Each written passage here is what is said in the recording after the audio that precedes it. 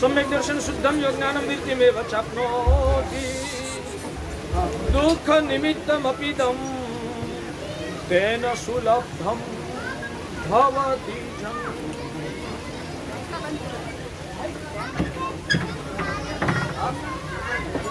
भाग्यशालियों,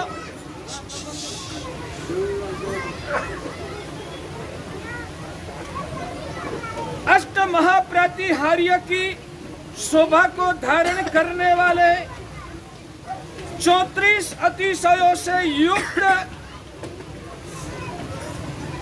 विश्व के सभी जीवात्माओं का कल्याण करने की भावना रखने वाले परम तारक प्रकृष्ट पुण्य के स्वामी परमेश्वर ऐसे परमात्मा अरिहंत प्रभु ने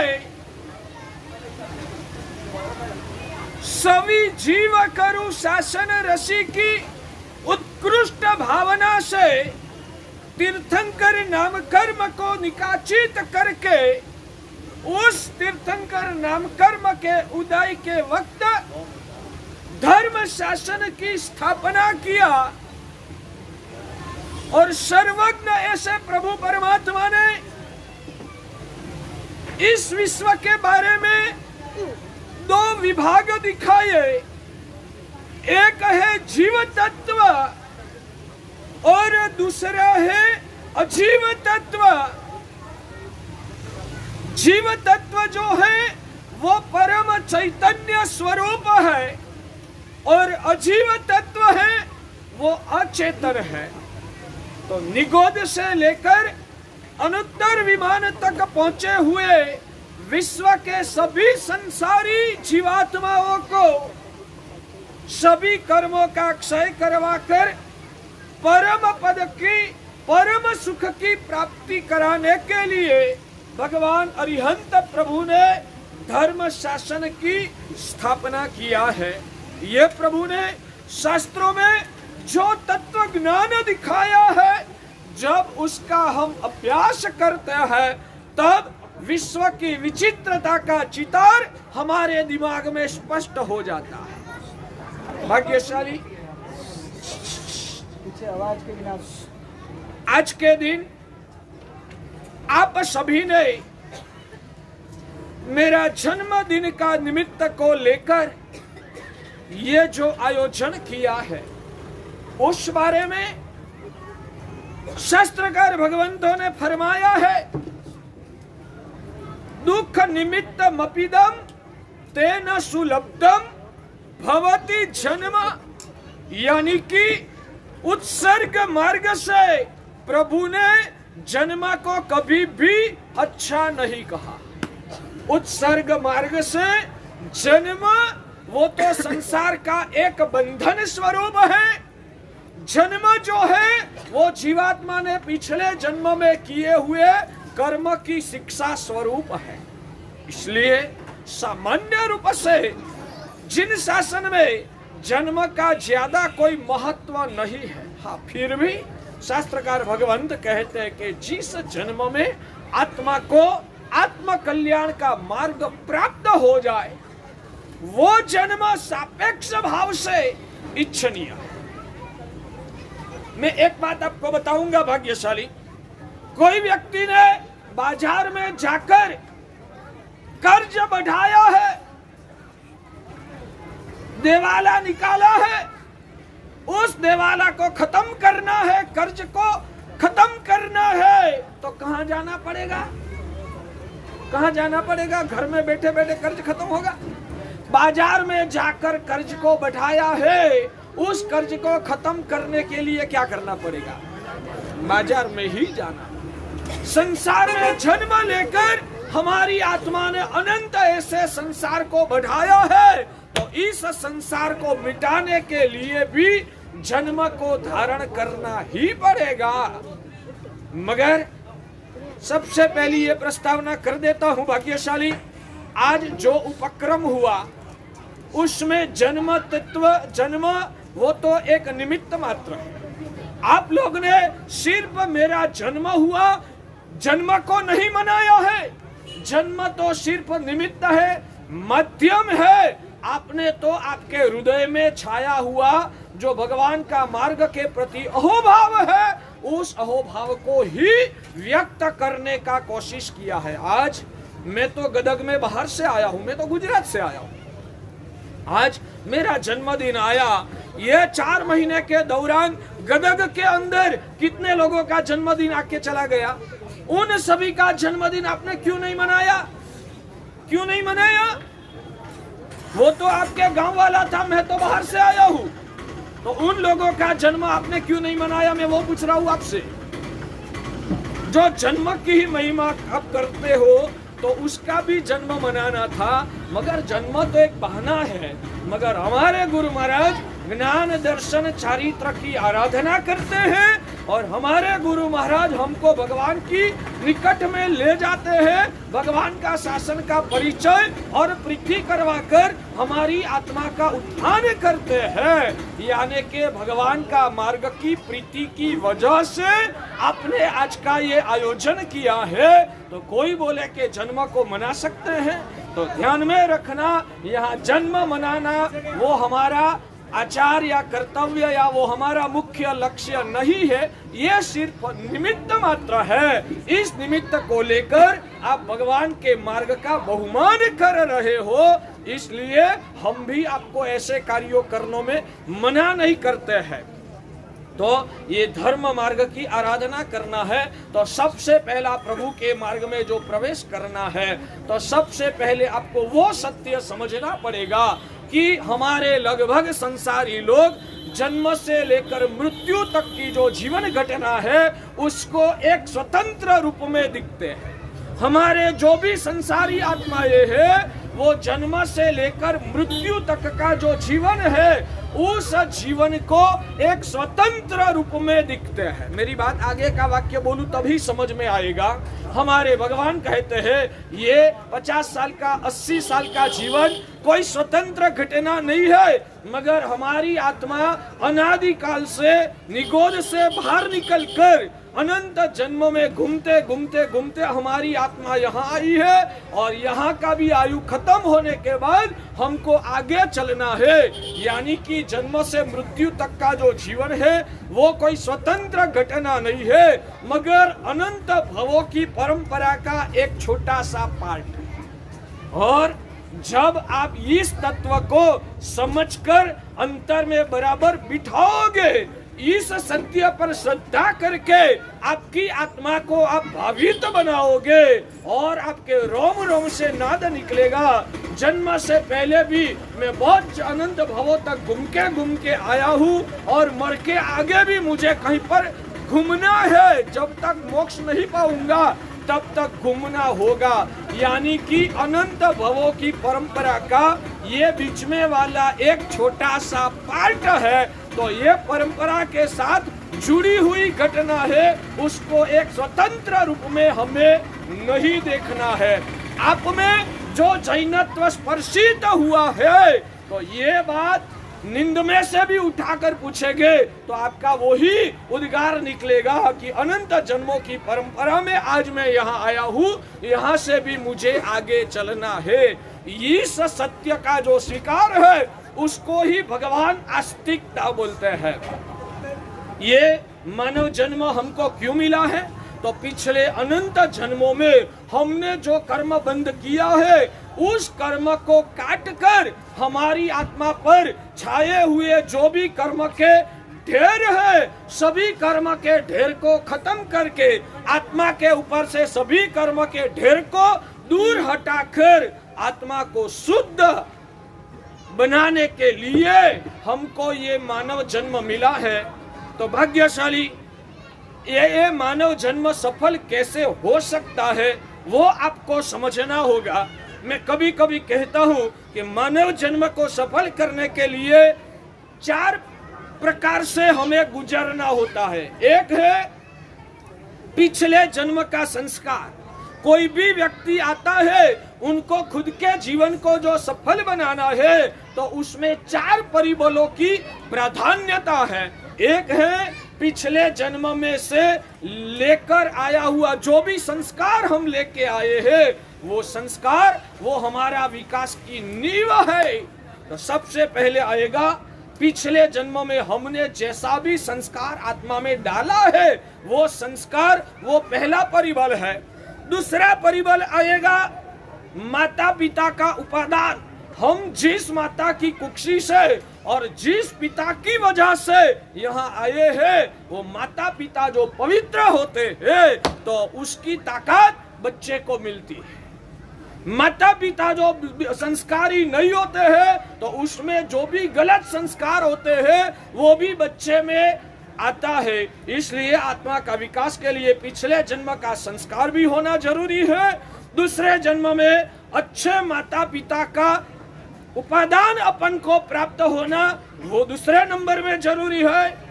तीसरे नंबर में आएगा आसपास वाले का परिबल।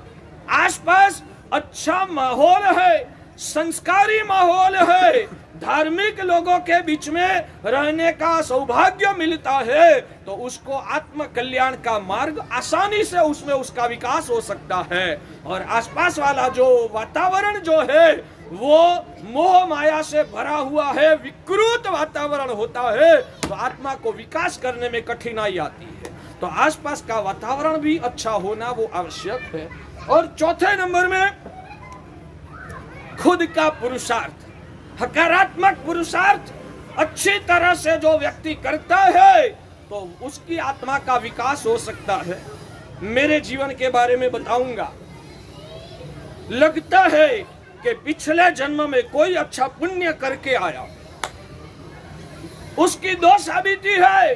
जो पिछले जन्म में धर्म नहीं किया होता तो यहाँ ऐसे पवित्र स्वार्थ छोड़ के मेरा कल्याण की चाहना करने वाली माता और वैसे पिता नहीं मिल सकते। मगर ऐसे माता पिता मिले हैं ना तो लगता है कि जरूर पिछले जन्म में मैं पुण्य करके आया। दूसरी साबिती ये भी है, जो पिछले जन्म में धर्म की साधना नहीं किया है ना तो यहाँ कितना भी अच्छे से अच्छे सद्गुरु मिल जाए ना तो भी उनके चरणों में जाके संसार छोड़ के आत्मा का उत्थान करने का अभिलाष नहीं हो सकता है। छोटी उम्र में आप लोग बोलते हैं ना कि छोटी उम्र में बच्चा को क्या पता चलता है, पर भाग्यशाली छोटी उम्र में मैं जैसे उपाश्रय में जाता था, मेरी माता मुझे जैसे पाठशाला में अभ्यास करने के लिए भेजती थी, मेरे साथ और भी सैकड़ों बच्चे हम साबरमती में रहते थे। उस वक्त जब मेरा जन्म हुआ ना तब भी करीबन साबरमती में 1500 जैनों के घर थे, 1200-1500 घर थे, यानी कि बहुत बड़ा संघ था। तो सैकड़ों बच्चे पाठशाला में पढ़ाई करने के लिए आते थे, गुरु महाराज को वंदन करने के लिए भी जाते थे। मेरे साथ इतने सारे बच्चे होने के बाद भी सभी को मन नहीं हुआ, मुझे को ही क्यों मन हुआ? तो क्या उसमें आपको बुद्धि की आवश्यकता लगती है? क्या बुद्धि होती है तो ही आत्मा को सच्चा और बुरा का विवेक प्रकट होता है? नहीं, ये पिछले जन्म की साधना होती है तो आत्मा को मन होता है भाग्यशाली। इसलिए साधना को बुद्धि के साथ ज्यादा लेना देना नहीं है। साधना को अंदर की पवित्रता, अंदर के पिछले जन्म के संस्कार के साथ ज्यादा संबंध है। पिछले जन्म का कोई साधना का संस्कार शायद होगा ही, ऐसा लगता है। दूसरा मेरा सौभाग्य ये है, हमारी जो माता है उन्होंने बचपन से जो संस्कार दिया है उस माता का उपकार कभी भी मैं नहीं भूल सकता हूँ। आज मैं कितना भी आगे बढ़ा हूँ मगर उसकी नींव उन्होंने मजबूत बनाई है। मेरी बात मुझे आपके सामने नहीं रखनी चाहिए, फिर भी आप लोगों की आंखों को खोलने के लिए, आप लोगों की भावना को उजागर करने के लिए मैं ये आपको बता रहा हूँ कि भाग्यशाली, जब मैं जन्म लिया तब से 10 साल की उम्र में दीक्षा लिया तब तक कभी भी एक भी दिन छोटा सा भी कंदमूल का एक टुकड़ा भी मेरे मुंह में उन्होंने नहीं डलवा दिया है। ऐसी माता होती है तो आत्मा का कल्याण होता है। पर्टिकुलरली गदगवा लोगों नहीं, पूरे दक्षिण वासियों के लिए ये बात मैं आपको बता रहा हूँ कि माता कैसी होनी चाहिए। मेरी माता ने जन्म से लेकर, मुझे याद आता है एक वक्त जब माता साथ में नहीं थी और दूसरे बच्चों के साथ खेलते खेलते किसी के घर में चले गए थे, वहां भी डर लगता था, नहीं खाना, मैं जैनो नहीं खाना चाहिए, मगर मेरा 3 साल की उम्र होगी, इसलिए साथ में वाला कोई बच्चा खा रहा था, मन हो गया, माता को भी पता नहीं होगा, आज पहली बार बोल रहा हूँ, उनको भी पता नहीं होगा, तो एक छोटा सा पीस डरते डरते मैंने खा लिया। डर तो लगता कैसा होगा, मन होया, 3 साल की उम्र थी उस वक्त, सिर्फ एक छोटा सा पीस खा के छोड़ दिया। एक बार उनकी गैर हाजिरी में खा लिया, बाकी जन्म से लेकर दीक्षा तक, दीक्षा के बाद का तो कोई प्रश्न ही नहीं होता, जन्म से लेकर दीक्षा तक 10 साल में कभी भी मेरे मुंह में एक गलती जो मैंने किया उनको छोड़ के मुंह में कभी भी जमीन के अंदर नहीं डाला। और फिर बोलूं, आत्म प्रशंसा करने के लिए नहीं बोल रहा हूं, मगर आज आप सभी का हृदय भी संवेदनशील हुआ है, आपके हृदय में जो भक्ति भावना बढ़ी है, आज आपका हृदय में जो टेम्पररी भी कोमलता आई है ने, इस वक्त ये विचार आपके अंदर में जो उतर जाए ने, तो आपका संस्कार भी सुधर जाए, इसलिए मैं बोल रहा हूँ। करीबन 4 से 5 साल की उम्र का था, तब से लेकर दीक्षा लिया तब तक एक भी दिन मैंने भगवान की पूजा नहीं छोड़ा। 4-5 साल की उम्र थी तब की बात करता हूँ, बस माता का संस्कार था। सुबह की स्कूल में जाना है, 3 कक्षा तक स्कूल में पढ़ा, तो सुबह शनिवार के दिन हमारे वहाँ सुबह की स्कूल होती थी और उससे अलावा हमेशा 11-12 बजे की रहती। शनिवार के दिन भी मम्मी कहे भगवान की पूजा के बिना नहीं चलेगा, तो सुबह में 6 बजे मंदिर में भेज देती पूजा का कपड़ा पहना के, और भगवान का अभिषेक भी नहीं हुआ है तो वह संक्षेप पूजा करके आ जाना, मगर भगवान की पूजा करने के बिना तुझे स्कूल में भी नहीं जाना है। ऐसा संस्कार ये माता ने हमको दिया है। हाँ? आप चाहते हो कि आपका बच्चा का भी भविष्य इतना उज्जवल हो। भगवान कहते हैं कि भगवान के शासन की माता हमेशा ऐसी होती है, भगवान के शासन की माता ऐसी होती है। फिर से याद कराता हूँ, वो प्रतीक को मैंने ही बोला था, उस बात को फिर से याद करके अनुमोदन करना है। यहाँ जो भी ग्रीन साड़ी में बैठी हुई जो भी बहनें थी ना, वो सब, कोई उदय रत्न विजय की माता थी, कोई हर्ष रत्न विजय की माता थी, कोई समण रत्न विजय जी की माता थी, इन सभी ने अपने बच्चों को भगवान के शासन को समर्पित किया। आपको खुशी होती है ना, अनुमोदन होता है ना, ये वाक्य अधूरा है अभी। इन सभी माताओं ने अपना बच्चा को जिन शासन को समर्पित किया, वो इतनी बड़ी बात नहीं है।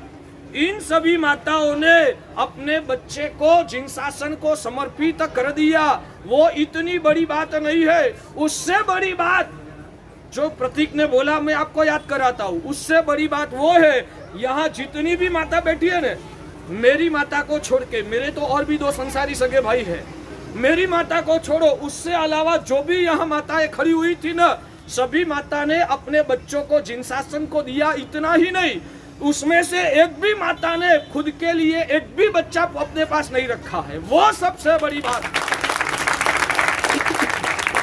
जिनको एक बच्चा था, मेरी माता को छोड़ के ये सभी माता की बात करता हूँ, जिनको एक बच्चा था उसने एक ही बच्चा दे दिया, जिस माता को 2 बच्चे थे उसने 2 भी बच्चे दे दिए हैं, खुद के लिए एक भी बच्चा नहीं रखा है। ऐसी माताओं से ये जिन शासन टिका है, और 21,000 साल तक ये शासन आप सभी से नहीं, दान करने वालों से नहीं। ध्यान में रखिए, करोड़ों रुपया का दान करने वाले जो है ना, करोड़ों रुपया का दान करने वाले शायद करोड़ों रुपया का भ्रष्टाचार भी करते हैं। करोड़ों रुपया का दान करने वाला करोड़ों रुपया का भ्रष्टाचार भी करते हैं। तो आप जैसे करोड़ों रुपया का दान करने वालों से भगवान का शासन टिकने वाला नहीं है, मगर ऐसी माता जो अपने लड़कों को संस्कार देते हैं, अपने लड़कों को जिन शासन के लिए समर्पित करते हैं, ऐसी माताओं से ये जिन शासन चलता है, और 21,000 तक ऐसी माताओं से जिन शासन टिकेगा। तो आपके बच्चों को मैं तो आपको भी रिक्वेस्ट करता हूं, मेरे पास दो ऐसा नहीं, भगवान के शासन को। आपका बच्चा जो आपकी पीढ़ी चलाएगा ना तो पाप की ही परंपरा चलेगी। आपका बच्चा आपकी ही पीढ़ी चलाएगा तो पाप की ही परंपरा चलेगी। और आपका बच्चा जिनशासन का साधु होगा ना तो भगवान महावीर की पीढ़ी चलेगी और विश्व में धर्म का फैलावा होगा। तो यहाँ बैठे हुए जितने भी पुण्यात्माएं हैं उन सभी को मैं रिक्वेस्ट करता हूं कि हमेशा भगवान के चरणों में प्रार्थना करना है कि मेरा बच्चा जिनशासन का साधु बन जाए तो सबसे अच्छा प्रभु ऐसी करुणा करना। भले आपका बच्चा में मन हो या ना हो, वो ले या ना ले, वो दूसरे नंबर की बात है, मगर माता पिता के रूप में आपका अभिलाष और हर रोज प्रभु के चरणों में यही प्रार्थना होनी चाहिए, प्रभु कभी मेरा बच्चा चारित्र के पथ पर जाएगा, रोकने का तो कोई प्रश्न ही नहीं है, मगर वो संसार में आगे बढ़ेगा तो बड़ा होने से पहले मैं बार बार उनको समझाऊंगी, कोशिश करूंगी कि बेटा इस मार्ग में रहना जैसा नहीं है, प्रभु के पथ पर जा, कम से कम ऐसा अभिलाष और हमेशा ऐसी प्रार्थना प्रभु के चरणों में करनी चाहिए। आज मैं आपके सामने जिस रूप से बैठा हूँ, सच में बताइए आपको अच्छा लगता है या नहीं लगता है? आज आपके सामने मैं जिस रूप से बैठा हूँ आपको अच्छा लगता है या नहीं लगता है? आवाज नहीं आती? अच्छा लगता है। साल के बाद ऐसे ही सभा के समक्ष बैठ के उपदेश दे, आपको वो अच्छा लगेगा या नहीं लगेगा? आवाज नहीं आया। वो कैसे होगा? वो कैसे होगा? मेरी माता ने खुद का मोह छोड़ के, आप समझो बच्चा 18-20 साल का हो गया ना, बात की बात अलग होती है। जब बच्चा 8 साल का होता है, 10 साल का होता है, तब माँ की मानसिक हालत क्या होती है? बच्चा उपास में होता है। हमारे साथ आज बहुत सारे छोटे छोटे बच्चे हैं, 6, 7, 8 लड़के यहाँ हमारे साथ मुमुक्षु के रूप में आज है। तो सभी लड़कों की माता 4 दिन होता है ना, फोन आता है, बच्चा ठीक तो है हमारा, सब कोई तकलीफ तो नहीं है, पढ़ता है ना, उनकी तबीयत तो अच्छी है ना, इतना मोह होता है। आपका बच्चा भी सुबह में मान लो कि मेरे पास वंदन करने के लिए आया और पढ़ने के लिए बैठ गया, 2 घंटा हो जाएगा और घर पे नहीं आया तो आपको क्या होगा? 2 घंटा भी बच्चा नहीं आता है तो माँ का मन हिल जाता है। मेरी ये माता ने मोह छोड़ के 8 साल की उम्र में मुझे दादा गुरुदेव बजरंग, मुझे याद है जब पहली बार 8.5 साल की मेरी उम्र थी, 6 महीना तक गुरु महाराज के साथ रहकर दिवाली के समय पर वापिस घर पे गया। 6 महीना में शायद एक भी बार उनका फोन नहीं आया। क्यों? मैं अच्छा नहीं लगता होगा, मैं उनको प्रिय नहीं हुआ होगा, इसलिए मुझे छोड़ दिया। मगर प्रेम था। माता ने सालों के बाद मुझे बताया, मुझे भी पता नहीं था। मेरी दीक्षा होने के बाद 20 साल तक हमने एक दूसरे के साथ एक अक्षर बात नहीं किया है। मेरी दीक्षा के बाद 20 साल बाद में जब मेरी भी जिम्मेदारी बढ़ी, उनकी भी उम्र हुई, कभी मुझे बताया कि महाराज साहब आपने दीक्षा लिया ना, आपके सामने में मक्कम रहती थी, मगर घर के कोने में जाके मैं रो लेती थी। आपके सामने जो मैं रोऊंगी तो आपका मन भी ढीला हो जाएगा, इसलिए आपके सामने मक्कम रहती, मगर पीछे में रो लेती। इतना मोह होने के बाद भी उनको पता था। और मेरे 2 भाई है संसारी, माता ने वहां तक किया, महाराज साहब मैं तो तीनों को देने के लिए तैयार। हाँ, दूसरे भाइयों को मन नहीं हुआ, उनकी भवितव्य था, मगर माता की ओर से उन्होंने क्लियर दादा गुरुदेव को बोला था, मुझे भी कहते थे महाराज साहब मेरी ओर से तीनों बच्चों को, उनका भविष्य मैं क्यों बिगाड़ू? कितनी साल मुझे इस संसार में जीना है, मेरे मोह की वजह से इनका भाव बिगड़ जाए, इनका संसार बढ़ जाए, वो मुझे पसंद नहीं है। ऐसी भावना से उनकी ओर से तो उन्होंने तीनों को हाँ बोल दिया। तो ये मेरा सौभाग्य है कि ऐसी संस्कार देने वाली, संस्कार तो देते हैं, मैं वो बोल रहा था कि कभी भी मेरे मुंह में जमीन कंद, मैंने एक बार गलती किया उसको छोड़ो, कभी भी उसको छोड़ के कभी भी मेरे मुंह में जमीन कंद नहीं आया। 5 साल की उम्र से एक भी दिन मैंने भगवान की पूजा नहीं छोड़ी है। मैंने नहीं छोड़ी है, यानी वो उनका उपकार, उनका शिक्षण, उनका मेरे प्रति क्या योगदान है वो मैं आपको बता रहा हूँ। जब मैंने दीक्षा लिया लास्ट दिन तक एक भी दिन शायद मैंने पूजा नहीं छोड़ा। वैसा संस्कार ये माता ने दिया है। आप लोगों के घर में आज हालत क्या है? और उससे आगे बढ़कर बताऊं, बस ये 4-5 साल का था तब से, पहले तो 2-3 साल का हम थे तब तो माता दूध भी पिलाती थी। 4-5 साल का हुआ तब से माता ने समझाया कि बेटा हम जैन हैं, भगवान ने बताया है कि रात्रि के समय पर भोजन करना वो मांस खाने जैसा है और रात्रि के समय पानी पीना वो किसी का खून पीने जैसा है। वैसा संस्कार उन्होंने हमको सिखाया था। तो 5 साल की उम्र से 4-5 साल की उम्र से रात के समय दूध भी पिलाने का बंद कर दिया। बस बेटा पीना है तो ज्यादा से ज्यादा पानी, पानी को छोड़ के मुंह में रात्रि के समय कुछ नहीं डालना। मुझे याद है एक वक्त हमारे संसारी घर पे कोई प्रसंग था, कोई मेहमान वगैरह आए थे, उनकी पार्टी थी, घर में ही पार्टी थी, करीबन 100-150 लोग मिले थे और सभी को खिलाने के लिए आइसक्रीम लाया था। और हमारे घर में मेरे जैसे 6-7 बच्चे थे, दूसरे लड़के खा रहे थे, मुझे भी मन हो गया और हमारे और भी जो सगे वाले थे उन्होंने बताया मुफ्त में मिलता है, खा लेना। मन भी हो गया, 5 साल का था, मन हो गया, मैं बच्चा था। मगर कोई खानदानी गिनो, माता पिता का संस्कार गिनो, पूर्व भाव का कोई पुण्य, ऐसे नहीं खा लिया। मम्मी के पास जाकर खानगी में बोला मम्मी मुझे भी आइसक्रीम खाना है। पता था मम्मी को मना करे तो नहीं खाना, उनको पूछना तो चाहिए। तो मम्मी को मैंने पूछा कि मम्मी सब खाते हैं, आज का एक दिन में खाऊंगा, कल से फिर से तिवार करूंगा, आज के दिन मुझे छुट्टी दे। मम्मी ने बोला बेटा इतने महीनों से तू तिवार, चौवियार नहीं करता था, छोटा था, तिवार करता था। बेटा इतने महीनों से तू तिवार करता है, एक दिन के लिए तेरा तिवार की धारा टूट जाएगी बेटा। एक दिन के लिए क्या मिलेगा? तू खाएगा 15 मिनट, आधा घंटा खुशी रहेगी, बाद में तो भूल जाएगा। एक दिन के लिए तेरी प्रतिज्ञा को तू क्यों तोड़ता है? नहीं, मगर मुझे मन हो गया। मम्मी ने बोला बेटा जो तू आज नहीं खाएगा ना, कल तुझे बाजार में लेके जाऊंगी और स्पेशल तुझे मैं आइसक्रीम खिलाऊंगी। मम्मी ने ये आश्वासन दिया, मैंने मन मक्कम कर दिया, ठीक है तो चलेगा, कल मुझे मिलेगा ना तो आज मैं नहीं खाऊंगा। ऐसा करके भी मेरी माता ने मुझे आइसक्रीम खाने से, रात्रि के भोजन करने से मुझे अटकाया। समझो मैं आपको वो बोल रहा हूं कि ये सब घटनाएं सुन के ये सब माहौल का मतलब क्या है? सिर्फ तालियां बजाना, व्यवहार निभाना। हमारे वहां गुरु महाराज चौमासा रहे हैं तो हमारी फर्ज है कि उनका जन्मदिन मनाना है, तो 2-5 लाख का खर्च कर लिया और ढोल बजा दिया, क्या यही मतलब है? आप हुबली वाले आए तो हमारे वहां गुरुदेव ने गत साल चौमासा किया था, हमारा औचित्य के रूप से फर्ज है आना चाहिए, इसलिए आए हैं। उसमें से हमें हमारे जीवन में कुछ परिवर्तन लाना है, हमारे संस्कारों में हमें सुधार लाना है। भगवान का मार्ग की आराधना करने के लिए हमें अंदर से प्रतिबद्ध बनना है।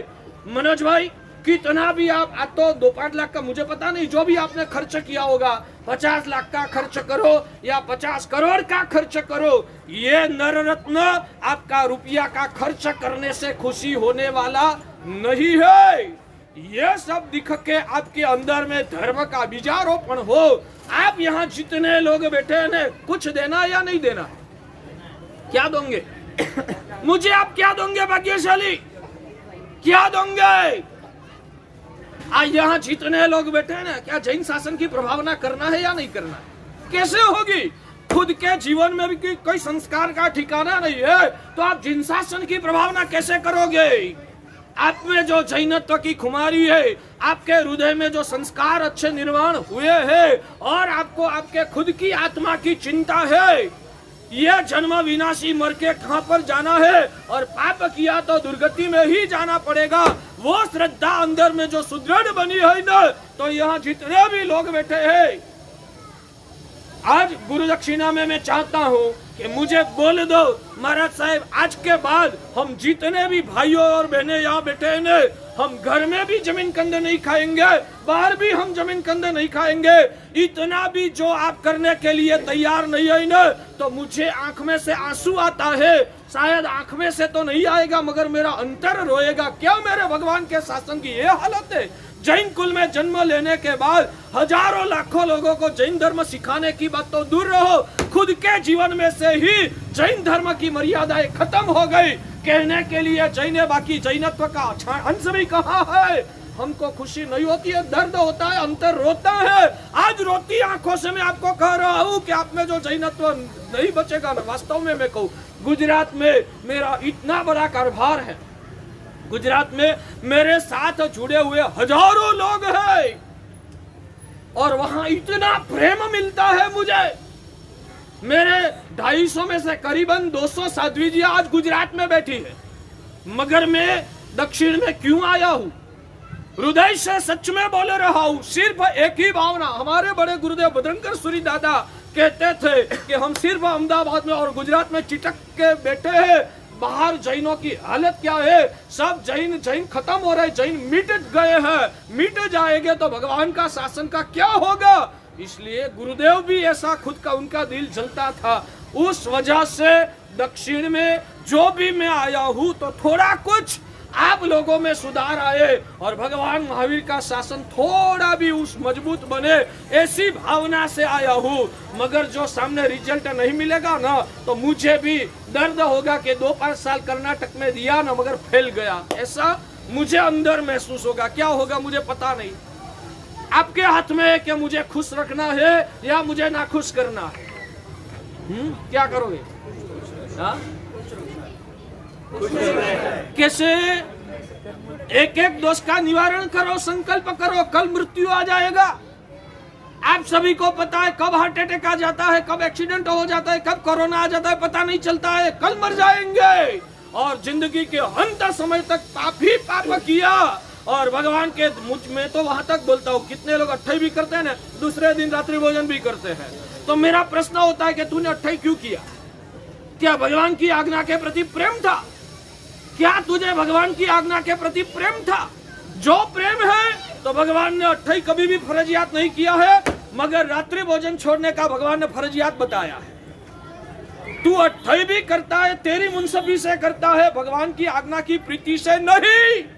ध्यान से सुनिए, तू अट्ठाई भी करता है ना, तेरी मुंसफी से करता है, भगवान की आज्ञा की प्रीति की वजह से नहीं। और जहां भगवान की आज्ञा की प्रीति नहीं है ना, वहां मासक श्रवण भी करो ना, आध्यात्मिक जगत में उसका कोई मतलब नहीं है। भाग्यशाली रात्रि भोजन छोड़ा, क्यों छोड़ा?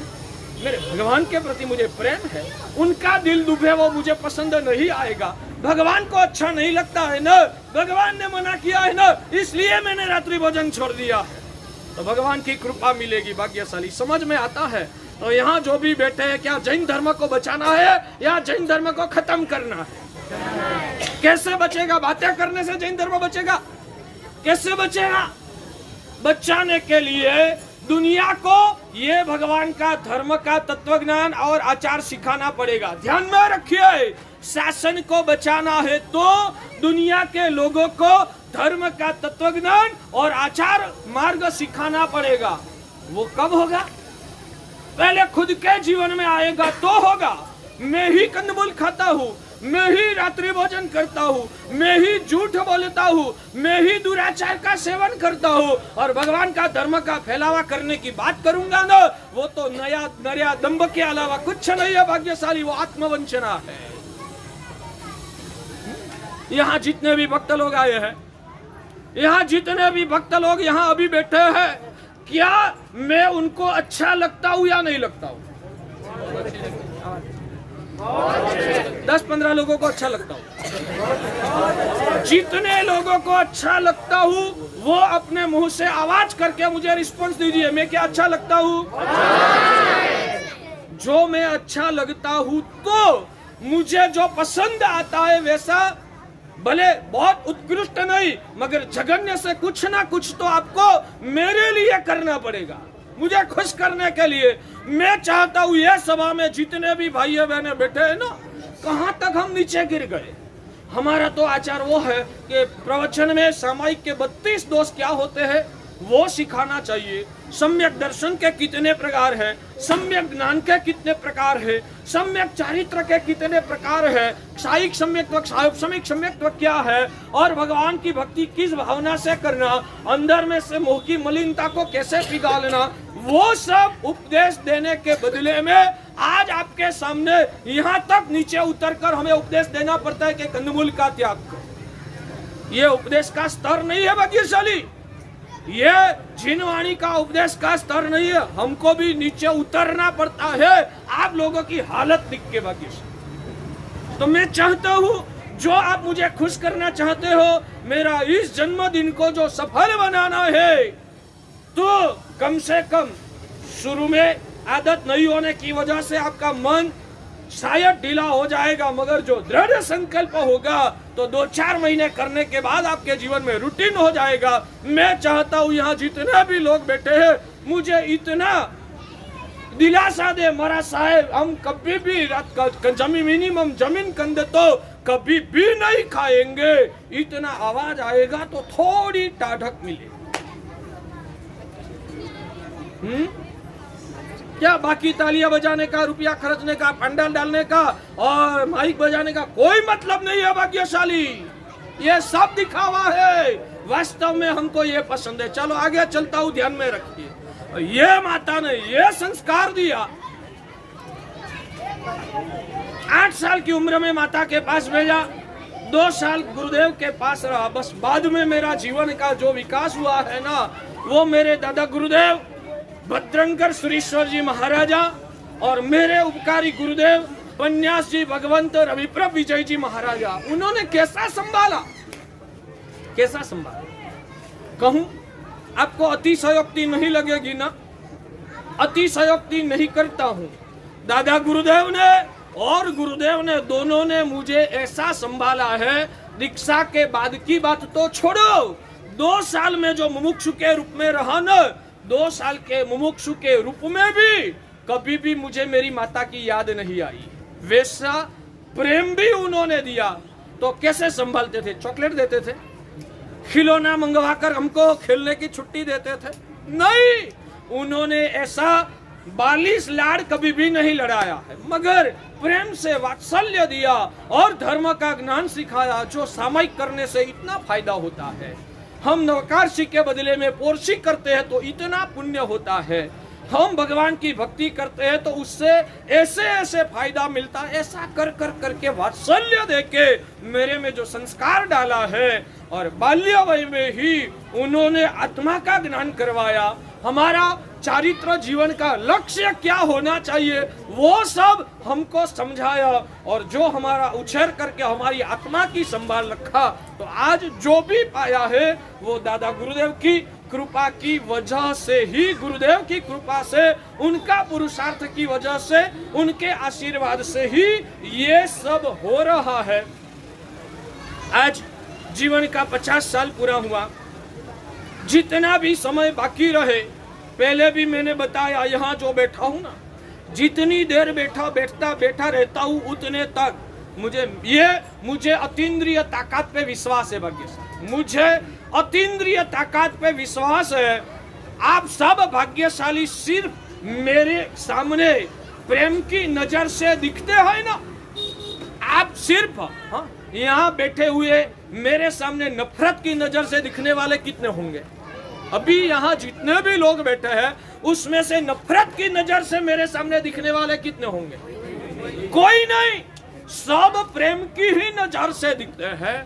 मैं अतीन्द्रिय तत्व में श्रद्धा रखता हूँ, तो आप सब जितनी देर तक मेरे सामने निरखते रहोगे प्रेम से, उतने समय तक आपकी पॉजिटिव ऊर्जा मुझे मिलती है, मेरे तक पहुंचती है। आप बोलते आप में इतनी ऊर्जा कहाँ से आती है, ये ताकत कहाँ से आती है? आप जैसे पुण्यात्माओं का जो प्रेम मिलता है ना, उसमें से मेरी ताकत बढ़ती है। तो मैं आपका प्रेम लेने के लिए लंबे समय तक यहाँ बैठता हूँ, और मेरे मन में जो भी भगवान का मार्ग अंदर में प्राप्त किया है, मेरी नजर भी आपके पर जितनी बहेगी तो उतना आपका भी कुछ कल्याण होगा। आशीर्वाद लेने के लिए वासक्षेप की कोई आवश्यकता नहीं है। सिर्फ गुरु की मीठी नजर आपके पर बरसती है ना, तो भी आपको आशीर्वाद मिल जाता है। उतनी आप में श्रद्धा होनी चाहिए। मैं जब तक बैठूंगा, इतनी तो भगवान की कृपा है कि मन में और कोई खराब विचार शायद नहीं है, पवित्र भावना से ही यहाँ बैठता हूँ। तो आप सभी को भी मेरी प्रेम की नजर आपका कल्याण में सहयोगी बने, और आप सभी की प्रेम भरी नजर मेरी ऊर्जा बढ़ाने में सहयोगी बने। ऐसी भावना से ही ये पाठ पर इतने समय तक हम आपके साथ बैठते हैं। आज एक बात बीच में कर लेता हूँ, सोच के आया था, भाग्यशाली कभी कभी ऐसा होता है, शासन के कोई कार्य जब करना होता है ना, और हम जब कुछ सोचते हैं कि ये कार्य करना है, जब हम कुछ सोचते हैं ये कार्य करना है भाग्यशाली, तब ज्यादातर संसारी लोगों की हालत ये होती है, वो नेगेटिव ही सोचते हैं। बाहर निकलने के बाद उसके पीछे कुछ ना कुछ उसकी टिप्पणी चलती रहती है। सही बात होता है। आप लोग उसमें से बाहर निकलो भाग्यशाली, ये आपकी मानसिकता है ना, वो आपकी आध्यात्मिक स्तर में दरिद्र दशा का सूचक है। गुरु भगवंत कुछ भी सोचते हैं, आपके दिमाग में नहीं जमता है। महाराज साहब अभी समय ऐसा चलता है तो ऐसा नहीं हो सकता है, महाराज साहब अभी के जमाने में ये आपकी बात नहीं जमती है। ऐसा कर करके महाराज साहब की बातों में प्रैक्टिकल सोच नहीं है। वैसा शायद आप यहाँ भी बैठे हुए बहुत सारे लोगों की ऐसी विकृत मानसिकता होती है। मगर मैं वो बात आपको बताना चाहता हूँ कि सबसे पहले हमारी सोच में और आप लोगों की सोच में बेसिक तफावत क्या है वो आप समझो। पहला, हमारी सोच के केंद्र स्थान में आत्मा और अध्यात्म होता है। हमारे लोगों की सोच में केंद्र में आत्मा और अध्यात्म होता है, और आप लोगों की सोच में केंद्र स्तर पर सिर्फ पौद्गलिक और क्षणिक सुखों को ही आप केंद्र में रखकर सोचते हैं। एक बात बताऊं, हमारी दिशा में हमारे केंद्र में आत्मा है, आपके केंद्र में पौद्गलिक स्तर है, तो हमारी सोच अलग दिशा में ही जाएगी, आपकी सोच हमेशा अलग दिशा में ही रहेगी। सिर्फ मैं एक छोटा सा उदाहरण देके बताऊं, ये तो दोनों का केंद्र बिंदु ही अलग है। जहां एक ही केंद्र बिंदु है ना, वहां भी सोच में भेद होता है। जैसे कि मैं बताऊं, आप शरीर में कोई बीमारी आई, एक डॉक्टर के पास गए, डॉक्टर ने जो सलाह सूचन दिया, ये दवाइयां लेना जैसा है और ये ऑपरेशन करना जैसा है या नहीं करना जैसा है, वही रोग के बारे में आप दूसरे डॉक्टर के पास जाओगे तो उसका अभिप्राय क्या है? क्या? अरे दोनों का केंद्र बिंदु भी है कि आपका जो रोग है उस रोग को ही मिटाने के लिए, यानी कि दोनों का लक्ष्य एक ही है, फिर भी सोच में तफावत होती है, फिर भी सोच में फर्क होता है या नहीं होता है? आज मान लो कि चाइना पाकिस्तान की भारत के साथ जो हालत है, उसमें युद्ध करना चाहिए या नहीं करना चाहिए? मेरा प्रश्न ये है पूरे भारतवासियों की, या तो सरकार में ऊपर गद्दी पे बैठे हुए जितने भी लोग हैं, क्या सभी का सोच एक ही है या उसमें कोई फर्क है? तो एक ही भौतिक कार्य, दोनों का लक्ष्य एक ही है, फिर भी उसमें विचार में भेद होता है। तो हमारी तो दिशा और आपकी दिशा ही अलग है, तो हमारी और आपकी सोच में हमेशा फर्क रहेगा। और चाइना के साथ युद्ध करना चाहिए या नहीं करना चाहिए, तो नरेंद्र मोदी हो गया तो वो अलग सोचेगा, शायद इस जगह पर मनमोहन सिंह होता तो वो अलग सोचता। कारण क्या? एक व्यक्ति में शायद हिम्मत है तो उनकी सोच अलग हो जाती है, जिसमें हिम्मत नहीं होती है तो उनकी सोच अलग होती जाती। मेरा प्रश्न ये है, दोनों में सच्ची सोच किसकी? शायद कल्पना से मोदी चाहते हैं कि युद्ध छेड़ देना चाहिए, और मनमोहन सिंह होते वो सोचते नहीं छेड़ना चाहिए, तो दोनों में से सच सोच किसकी? दोनों की अपनी अपनी जगह पर सच्ची हो सकती है, मगर वहां आप किसी को गलत बोल सकते हैं। एक ही लक्ष्य होने के बाद भी सोच अलग रह सकती है। तो हमारा तो केंद्र बिंदु आत्मा है, आपका केंद्र बिंदु भौतिक सुविधा है। तो हमारी सोच में और आपकी सोच में हमेशा, हमारे वहां तो भगवान ने वहां तक किया, शायद धर्म साधना करते करते मृत्यु भी आ जाए, क्या दिक्कत क्या है, क्या डरने की जरूरत है? आयु तो ऐसे भी एक दिन खत्म होने वाला है, मगर साधना करते करते, भगवान की आज्ञा का पालन करते करते और जिन शासन की प्रभावना करते करते आत्मा का शायद मृत्यु भी हो जाए, तो उसमें डरने की या चिंता करने की वो ही आदेश है। और शास्त्र में ऐसे हजारों उदाहरण आते हैं कि जिन शासन के लिए हजारों साधक महात्माओं ने अपना जान भी दे दिया है।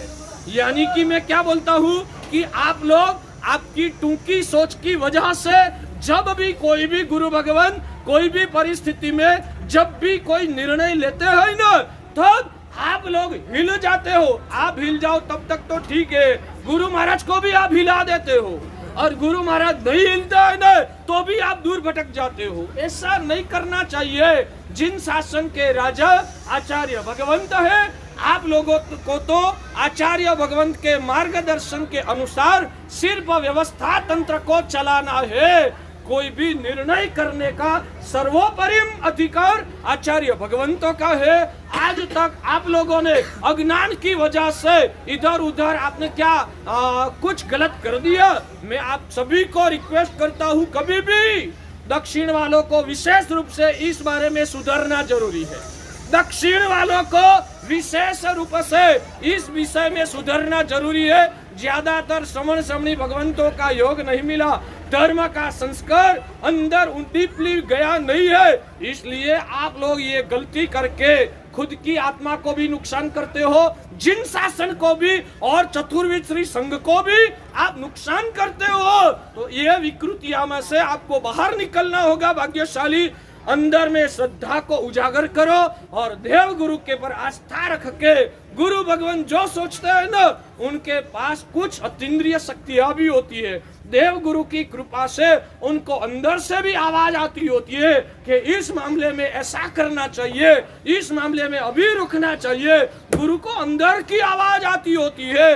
कभी भी उनकी आसाधना नहीं करना, उनके सामने अपना विचारों को ठोस पेश नहीं करना है। ज्यादा से ज्यादा अपना विचार रखो, बाद में एक ही आवाज, जो आप श्रावक है, आप में भगवान का शासन अंदर में उतरा है ना, आपकी एक ही आवाज। मुझे ऐसा लगता है गुरुदेव सिर्फ विचार बताया, बाकी आप आदेश करो, आप जो बोलो वो सही, ये श्रावक कहलाते हैं। समझ में आता है? तो हमारा केंद्र बिंदु आत्मा को संभालना है। हाँ, शरीर को भी टिकाना है, मगर शरीर दूसरे नंबर में ही रहेगा, पहले नंबर में आत्मा ही होगा। मैं चाहता हूँ आने वाला भविष्य में, आज तक तो देव गुरु की कृपा से यथाशक्ति जीवन को ठीक पवित्र जीने का कोशिश किया है, फिर भी अनादिकालीन संस्कारों की वजह से हमारे में भी जो कमियां आज भी है, उस कमी को अभी भी हमें निकालना है और इससे भी ज्यादा शुद्ध भगवान की आज्ञा के अनुसार साधनामय जीवन जीना है। मगर सिर्फ साधनामय जीवन जी के हमें अटकना नहीं है। जिम्मेदारी है कि पूर्व के महापुरुषों ने शासन को टिकाया और शासन को फैलाया, इसलिए आज जिन शासन हमको मिला है, तो ये जिन शासन को अभी आगे भी हमें फैलाना है, उसका महिमा को बढ़ाना है। और इसका महिमा बढ़ाने के लिए हमारे तो सिर्फ हमारे ज्ञान दर्शन चारित्र की ताकत पे ही आगे चलना है।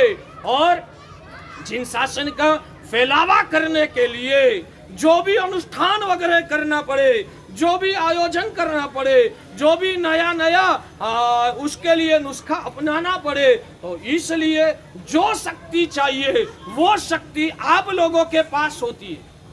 तन से, मन से और धन से जिन शासन की सेवा करना है, हम हमारे ज्ञान दर्शन चारित्र की आराधना से शासन को मजबूत बनाने की कोशिश करेंगे।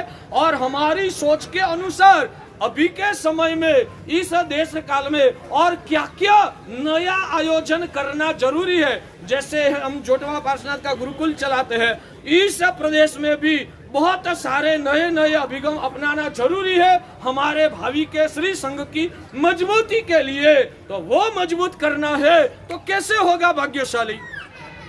शासन में जैसे कि यह जोटवा पार्श्वनाथ का बताया, उदाहरण के रूप में बताता हूं कि भाई हमारे जोटवा पार्श्वनाथ में 150 बच्चे हैं। 150 में से 16 बच्चे को एक भी बच्चा जैन नहीं है, सब अजैन बच्चे। उसमें से 16 बच्चे को 5 प्रतिक्रमण पूर्ण हो चुका है।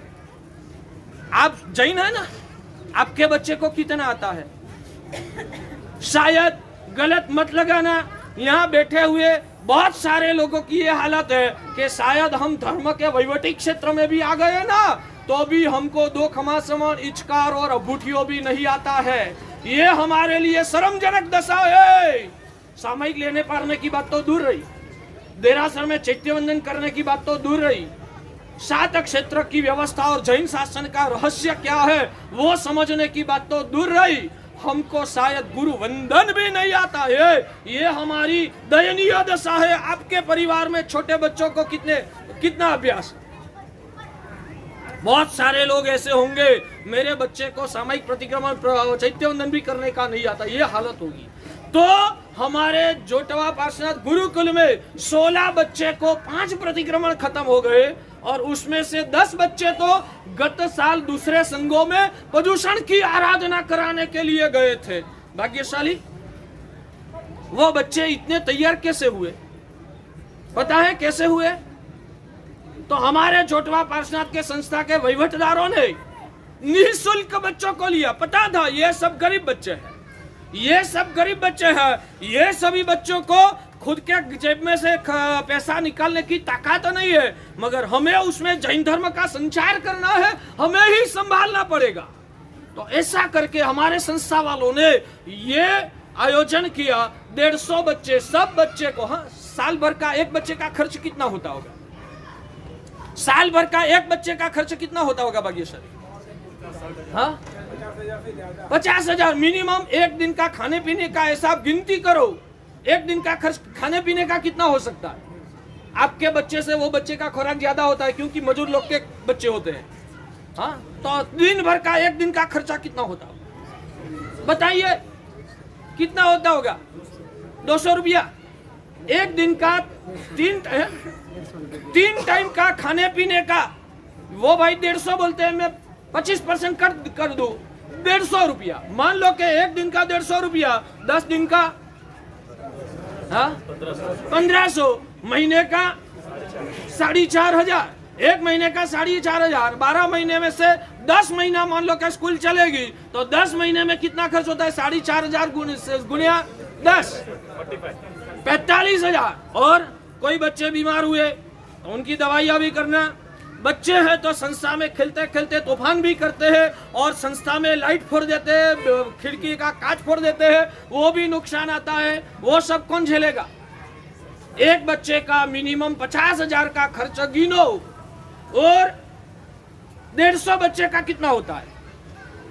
एक बच्चे का 50,000 ही गिनो तो 150 बच्चे का कितना होता है? 75 लाख होता है।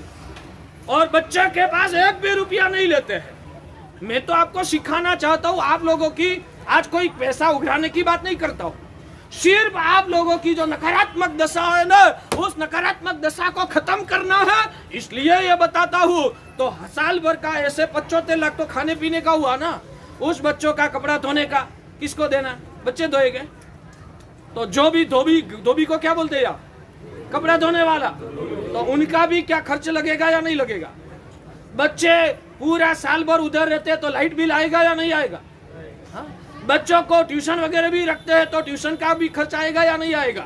और स्टाफ भी रखना पड़ता है बच्चों को संभालने के लिए, तो उनका भी खर्च आएगा या नहीं आएगा? साल भर का शायद 1 करोड़ का खर्च आए। तो मेरा प्रश्न आपसे है भाग्यशाली, ये गुरुकुल मुझे चलाना चाहिए या नहीं चलाना चाहिए?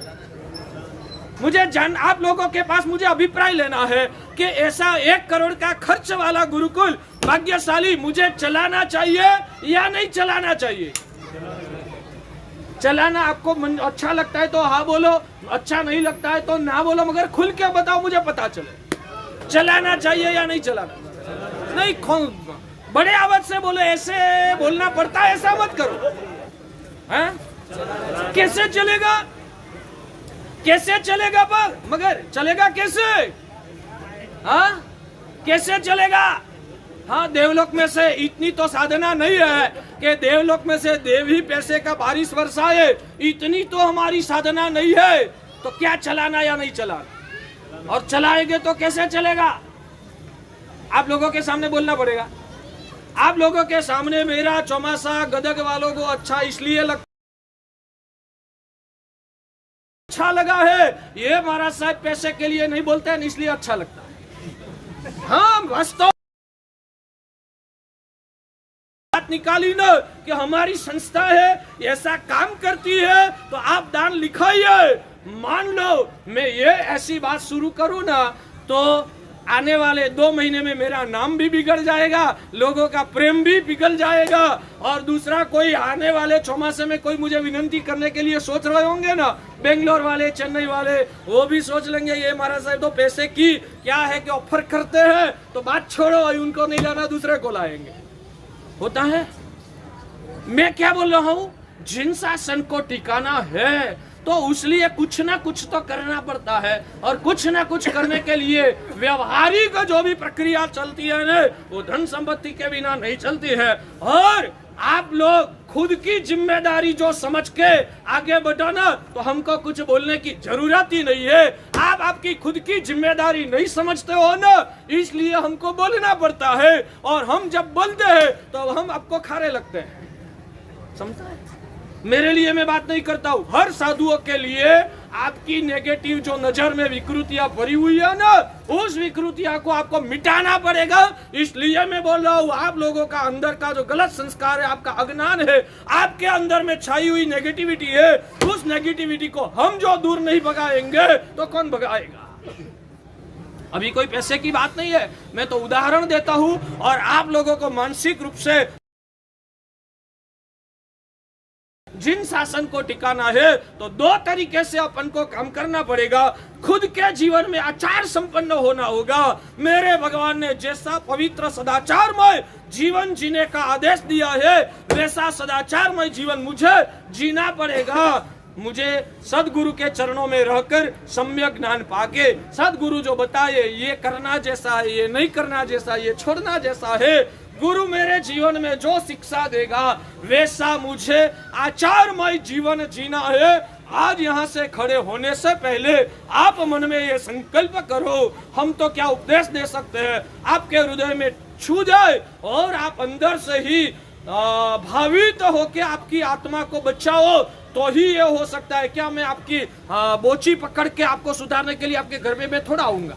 मैं यहाँ होते होते आपको उपदेश देता हूँ, आपको सुधरना या नहीं सुधरना वो आपकी मनसकवी की बात है, मगर प्रेम है, लागणी है, करुणा है, वात्सल्य है, भगवान के शासन के प्रति प्रेम है, आपके भविष्य की चिंता है, इसलिए मैं इतना आपके सामने बोलता हूँ। भाग्यशाली तो जीवन को सदाचारमय जीवन जीना है। श्रावक कुल में भगवान ने जो निषेध किया, ऐसे पापों को हमें हमारे जीवन में त्याग भी करना है।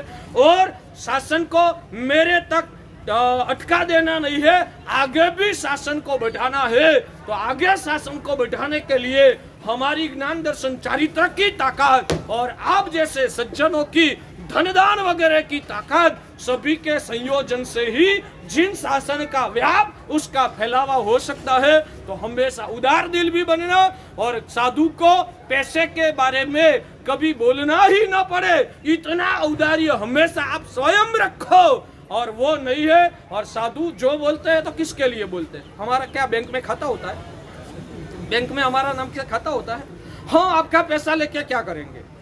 क्या हमारा खुद का कोई पैसे का हम तिजोरिया रखते हैं?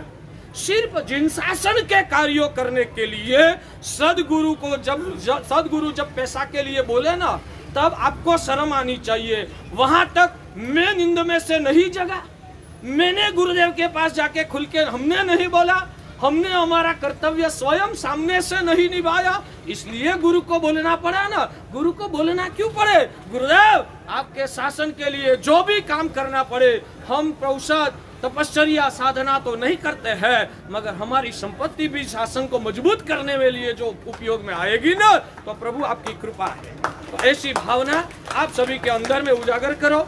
आने वाले समय में मैं चाहता हूँ मेरे गुरुदेव दादा गुरुदेव सिद्धेश्वरी जी बाप जी महाराजा, मेरे दादा गुरुदेव भद्रंकर सुरेश्वर जी महाराजा, गुरुदेव रवि प्रभु जी महाराजा की असीम कृपा, और भी वर्तमान संघ में भारत भर के संघ समण संघ में जितने भी गुरु भगवंत आचार्य भगवंत है, सभी की रहम नजर प्रेम भाव है, उन सभी की कृपा से यहाँ तक पहुँचा हूँ। अभी भी जीवन का जो शेष समय बाकी बचा है, उसमें मेरा सबसे पहला लक्ष्य मेरे खुद के आत्मा की साधना तो करना ही है, मगर साधना के साथ साथ शायद जितना समय निकाला उतना अब बाकी नहीं है, बहुत थोड़ा समय बाकी है, और सपने बहुत सारे हैं। वो सभी सारे स्वप्नों को साकार जिन शासन की मजबूती के लिए करने का है, जितनी भगवान की कृपा रहेगी, जितना श्री संघ का सहयोग रहेगा, जितना पुण्य का साथ होगा, उतना जिन शासन की सेवा करके जीवन को सफल बनाने की अभिलाषा है। आप सभी महानुभावों का, बड़े उपकारी गुरुदेवों का तो आशीर्वाद है ही, समग्र श्री संघ का भी मुझे आशीर्वाद मिले, और मन वचन काया से शुद्धता की वृद्धि के साथ जिन शासन की सेवा करके मैं मेरा ये जीवन को सफल बनाऊं, वो ही परमात्मा के चरणों में मैं प्रार्थना करता हूं। और आज उपस्थित और अनुपस्थित यहाँ जितने लोग उपस्थित हैं, उससे शायद कितने गुने ज्यादा भक्त लोग और भी श्री भारत भर के संघ के पुण्यात्माएं, सभी के संघों के पास मैं प्रार्थना करता हूं कि आप सभी का आज के दिन मुझे ऐसा आशीर्वाद मिले, मेरा ये जो पवित्र भाव भगवान के शासन के बारे में और मेरी आत्मा के लिए जो भाव है, आप सभी के आशीर्वाद से मेरी ये सब कामनाएं पूर्ण हो, और भगवान का शासन की सेवा करके मैं मेरा जीवन को सफल बनाऊं। वो ही श्री संघ के चरणों में आज मैं मेरी प्रार्थना व्यक्त करता हूं।